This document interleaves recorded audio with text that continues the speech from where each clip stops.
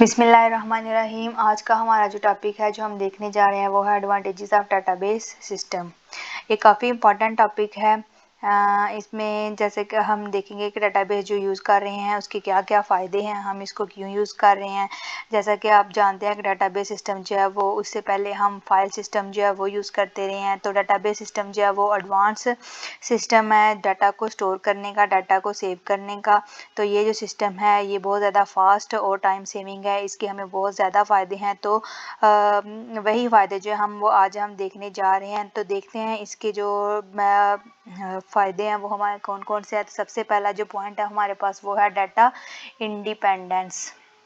ठीक है, data independence जो है इसमें क्या देखेंगे कि डाटा मीन के एक होती है हमारे पास डाटाबेस जिसमें हम क्या करते हैं डाटा को सेव करते हैं या स्टोर करते हैं।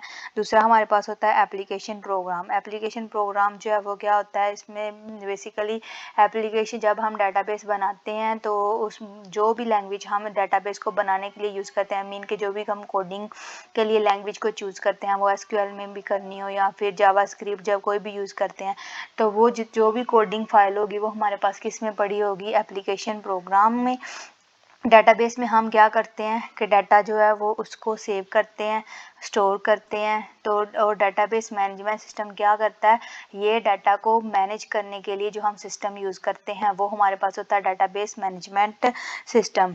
तो क्या एप्लीकेशन प्रोग्राम फॉर एग्जांपल हम कैसे कह लें कि अगर जो हम डाटाबेस बनाने जा रहे हैं उसमें हमने क्या किया, जावास्क्रिप्ट यूज़ किया, मीन कि हमने जो डाटाबेस बनाई है उसकी जो कोडिंग है वो फाइल में हमने जो जिस फाइल में किया वो हमारे पास एप्लीकेशन प्रोग्राम है, और जो जिस लैंग्वेज में हमने कोडिंग किया वो जावास्क्रिप्ट है।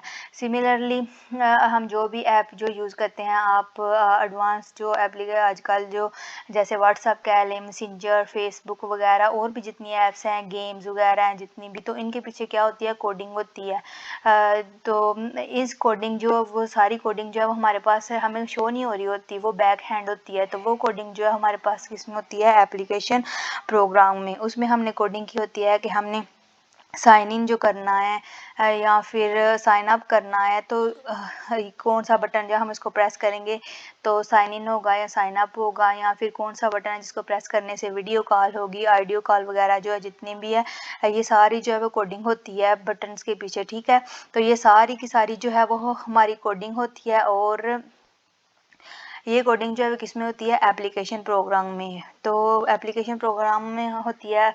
तो जो हम डाटाबेस बनाते हैं इसके पीछे तो हमारे पास दो तरह की होती है, एक हमारे पास होती है फ्रंट हैंड कोडिंग होती है, और एक हमारे पास होती है बैक हैंड। तो वो सारी की सारी किस में होती है, एप्लीकेशन प्रोग्राम जो है उस बना के, तो इसी तरह उसमें हम जो है वो इसको सेव करते हैं। तो जो भी हमने डाटाबेस बनाई होगी और इसके पीछे जो हमने कोडिंग की हुई है, जैसे कि कह रहे हैं कि एप्लीकेशन प्रोग्राम, तो क्या डाटाबेस जो है वो उस एप्लीकेशन प्रोग्राम जो है उस पर डिपेंड जो है वो नहीं करेगी। ठीक है, उसमें हम जो चाहे जैसा चाहे जितना मर्जी डाटा जो है वो स्टोर कर सकते। वो ये नहीं कहेगा कि अगर आपने एप्लीकेशन प्रोग्राम वो जावास्क्रिप्ट में बनाई है तो डाटा जो हमने स्टोर करना है वो सिर्फ इसी लैंग्वेज में होना चाहिए। नहीं, ऐसा बिल्कुल भी नहीं होता। ये सारी जो है आपस में इंडिपेंडेंट जो है वो नहीं होती, बल्कि ये आपस में डिपेंडेंट नहीं होती, बल्कि वो आपस में इंडिपेंडेंट होती है। ठीक है, इसमें हम हर तरह का डाटाबेस में डाटा जो है वो स्टोर कर सकते हैं। जैसे कि डायग्राम में शो हो रहा है कि एक तरफ हमारे पास डाटाबेस है, दूसरी तरफ हमारे पास क्या है, एप्लीकेशन प्रोग्राम, और इन दोनों को आपस में जो लिंक किया हुआ है वो किसने किया हुआ है, डाटाबेस मैनेजमेंट सिस्टम ने। तो ये बताता है कि कौन सा जो डाटा है वो किस जगह सेव करना है, कौन सा डाटा किस फाइल में सेव किया जाएगा, कौन सा डाटा जो है वो किस टेबल में जाएगा। तो ये सारा जो है DBMS जो है वो हैंडल करता है।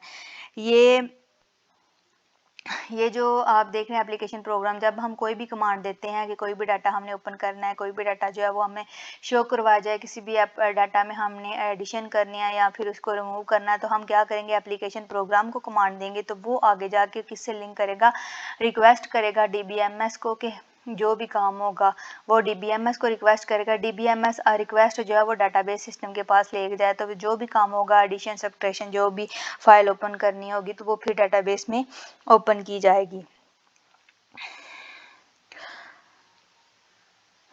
तो ये अब बेसिकली आपस में ज़रिया है डाटाबेस जो है वो कम्युनिकेशन का बिटवीन डाटाबेस और एप्लीकेशन प्रोग्राम।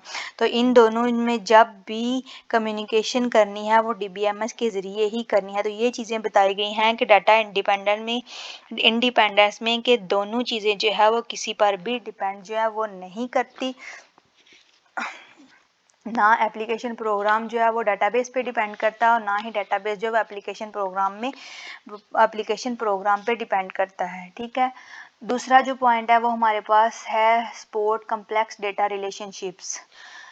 डाटा रिलेशनशिप्स जैसे कि हमने पढ़े हैं पीछे के डाटा रिलेशनशिप जो है वो मॉडल होते हैं, जैसे 1 to 1 है, 1 to many है, many to many जो है वो जितने भी रिलेशंस है वो किसमें DBMS जो है वो उनको सपोर्ट करता है। ठीक है, तो इसमें हम क्या देखेंगे कि जो भी मॉडल्स हैं जैसे रिलेशनल नेटवर्क है या हायरार्किकल मॉडल है, तो इसमें हमने रिलेशन देखे हैं जो कि हमारे पास 1 to 1 रिलेशन है, 1 to many है और many to many है। इस तरह के जितने भी रिलेशन हैं ये हमने कोई कॉम्प्लेक्स जो है वो रिलेशनशिप बना लिया हुआ है। जैसे हमने देखा है कि नेटवर्क जो मॉडल है वो बहुत ज़्यादा कॉम्प्लेक्सिटी जो उसमें होती है।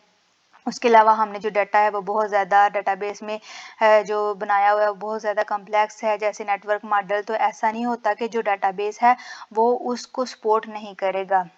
जिस तरह की मर्जी डाटाबेस हो, जितनी मर्जी कॉम्प्लेक्स हो, तो हमारा जो मैनेजमेंट जो सिस्टम है इसको सपोर्ट करता है डाटाबेस को। ठीक है, इसका जो डाटा है उसको रीड करेगा, राइट जो है वो सिस्टम जो है वो उसको फैसिलिटेट करेगा कि वो डाटा जो है वो उसको राइट कर सकता है, मैनेज कर सकता है।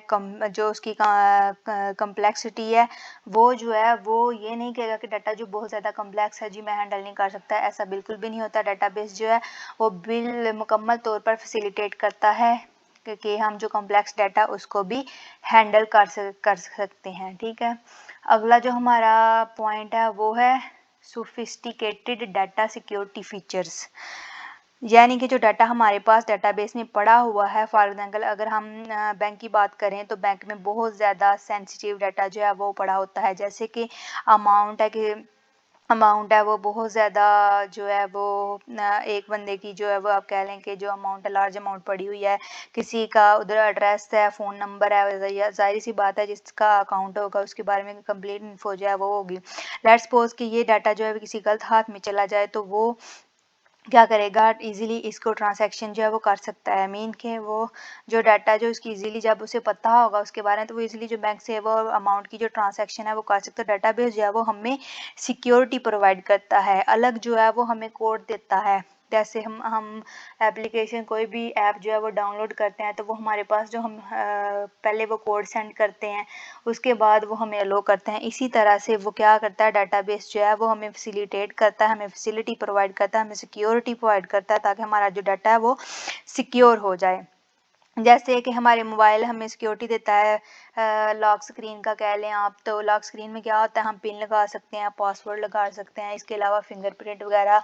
तो ये जितनी भी सिक्योरिटी है ये किधर पड़ी होती है, ये डाटाबेस में हमने एप्लीकेशन प्रोग्राम में इसकी कोडिंग की होती है। और जब भी हमने जैसे ही हम कोई लॉक वगैरह ओपन करने लगते हैं, जैसे लॉक स्क्रीन ओपन करने लगता है तो जो भी हम कोड लगाते हैं तो क्या होता है जाके डाटाबेस में वो जो है मैच होता है। उसके बाद अगर वो अलो करता है, अगर वो हमारा कोड बिल्कुल दुरुस्त है तो वो अलो करेगा कि लॉक जो है वो ओपन किया जाए। अगर हमारा वो नहीं है कोड जो है वो ठीक नहीं है तो वो क्या करेगा कि एरर दे देगा कि ये जो कोड है वो उससे मैच नहीं हो रहा। तो डाटाबेस जो है वो हमें फुली सिक्योरिटी प्रोवाइड करता है, ऐसा नहीं होता कि कोई भी डाटा तक अप्रोच कर सके। ठीक है, कोई भी डाटा तक नहीं पहुंच सकता, बल्कि डाटा जो है वो डाटाबेस जो है वो हमें सिक्योर डाटाबेस प्रोवाइड करता है।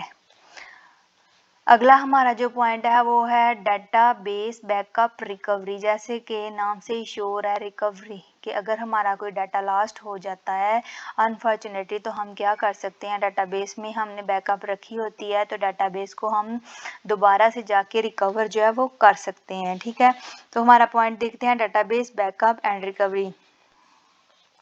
जैसे कि हमारा बहुत ही इंपॉर्टेंट डेटा है वो लास्ट हो जाता है, तो डेटाबेस जो है वो हमें रिकवरी का फीचर जो है वो प्रोवाइड करता है, जिसको हम बैकअप कहते हैं। हम जितनी भी ऐप्स को यूज़ करते हैं आजकल जो जितनी भी ऐप्स हैं जो इनका अलग अलग डेटाबेस जो है वो बना होता है। फॉर एग्जांपल जैसे कि हमारा व्हाट्सअप वगैरह का नाम इसीलिए लिया जाता है क्योंकि ये बहुत ज़्यादा यूज़ होने वाली ऐप्स हैं।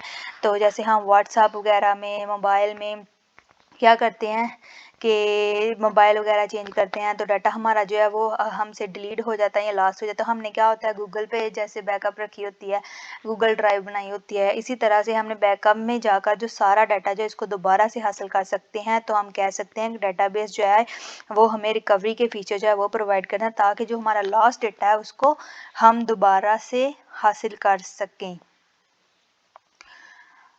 तो सबसे पहला जो पॉइंट हमने पढ़ा था डेटाबेस में वो था हमारा डाटा इंडिपेंडेंस होता है, दूसरा सपोर्ट कम्प्लेक्सिटी, उसके बाद सोफिस्टिकेटेड डाटा सिक्योरिटी फीचर्स आते हैं, उसके बाद हमने पढ़ा जी डेटाबेस बैकअप।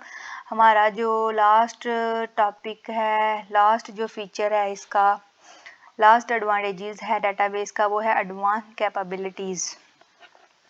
एडवांस्ड कैपेबिलिटीज़ जो है इसमें कह सकते हैं हम कि डेटाबेस हमें सिक्योरिटी भी प्रोवाइड करता है। ये हमारी सारी फैसिलिटीज़ हैं जो कि एडवांस है जो हमें डेटाबेस प्रोवाइड कर रहा है। जैसे कि डेटाबेस हमें सिक्योरिटी प्रोवाइड करता है एडवांस, ठीक है। बैकअप वगैरह हम इसमें कर सकते हैं। इस तरह हम डेटाबेस में लिमिटेशन लगा सकते हैं, जैसे हम फेसबुक वगैरह पर, मैसेंजर पर, व्हाट्सएप वगैरह पर, स्काइप है और भी जितनी भी इस तरह की आप यूज़ करते हैं तो इनमें अक्सर हम ये ऑप्शन देखने को मिलते हैं। We can see how can see your who can see your story, who can see your status, who can see your DP वगैरह, who can send you friend request. तो ये जितने भी ऑप्शंस हैं ये क्या है, ये कैपेबिलिटीज़ हैं जो कि हमें प्रोवाइड की जा रही हैं कि हम जो है वो प्राइवेसी जो है वो लगा सकते हैं। तो इस तरह की जितनी भी कंडीशंस हैं जो अपडेट की नोटिफिकेशन हैं ये सब हमें डेटाबेस जो है ऑप्शन हमें प्रोवाइड करती है।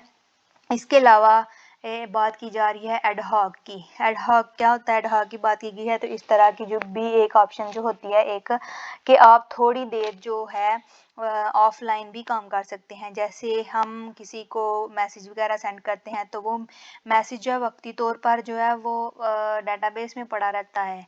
अगर हमारे पास डाटा कनेक्शन जो है ऑफ हो गया, हमने किसी को मैसेज किया तो वो क्या होगा, डाटाबेस में जो है मैसेज पड़ा रहेगा और जैसे ही इंटरनेट का कनेक्शन आएगा वो मैसेज जो है वो डिलीवर हो जाएगा, ठीक है। तो ये एडहॉक जो है वो मेन के जो डेटाबेस हमें फैसिलिटी प्रोवाइड करता है कि मैसेज जो है जो भी हम रिटर्न राइट करते हैं तो वो क्या होगा हमारे पास, अगर हमारे पास कनेक्शन ऑफ हो गया है तो वो हमारे पास डेटाबेस में पड़ा रहेगा और जैसे ही कनेक्शन ऑन होगा तो वो क्या हो जाएगा, डिलीवर हो जाएगा, ठीक है। और जब भी डाटा कनेक्शन जो है वो ऑन होगा तो वो रिसीव हो जाएगा। जैसे कि स्काइप वगैरह, व्हाट्सएप वगैरह, तकरीबन हर ऐप में ये चीज़ होती है कि अगर आपके पास इंटरनेट नहीं है तो वो डाटा जो है वो आप सेंड कर रहे हैं वो क्या होगा टेम्पोरेरी तौर पर, जैसे इंटरनेट गायब है तो वो क्या होगा, डाटा जो है वो टेम्पोरेरी तौर पर पड़ा रहेगा और जैसे ही कनेक्शन ऑन होगा तो वो डाटा जो है वो सेंड होगा। तो ये थे हमारे पास डेटाबेस के सारे एडवांटेजेस। अगर आपको मेरी वीडियो पसंद आती है तो प्लीज़ लाइक या सब्सक्राइब कर दें। Thank you.